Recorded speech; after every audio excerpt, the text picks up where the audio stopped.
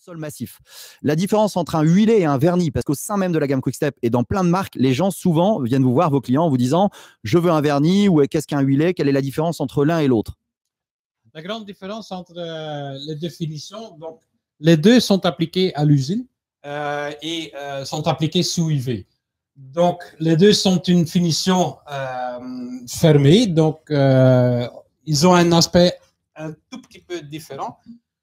Mais par contre, comme c'est tellement progressé, parfois on a du mal à détecter est-ce que c'est du huilé ou du vernis, parce que même le vernis c'est tellement mat qu'on a du mal à voir. L'entretien sur du huilé, c'est peut-être plus facile. Ou plus facile, disons dans les projets, on a la possibilité de l'entretenir et de nettoyer avec le oil care et finalement, même après un usage intensif pendant des mois, mettre le maintenance oil, ce qui fait une nouvelle protection. Alternativement, sur du vernis, c'est même plus facile, c'est-à-dire là, on a le clean. Le but, c'est tout simplement de garder le parquet propre, passer un coup d'aspirateur et puis nettoyer comme il faut. Alors, on peut peut-être regarder très rapidement ça parle. En fait, voilà, le Wood for Life. Explique-nous, Gert, un petit peu ici. Le Wood for Life, c'est une nouvelle application qu'on a sur la collection vernis. C'est-à-dire, on a mis une couche supplémentaire et qui va vous garantir que le sol ne va pas apparaître comme ceci après un certain entretien, parce qu'il reste toujours des petits résidus de saleté.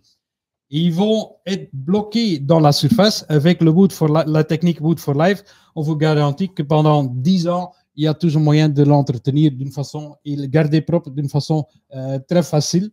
Et ça, c'est grâce à la technique Wood for Life. En principe, c'est un peu basé sur l'hydrosil qu'on a sur le stratifié.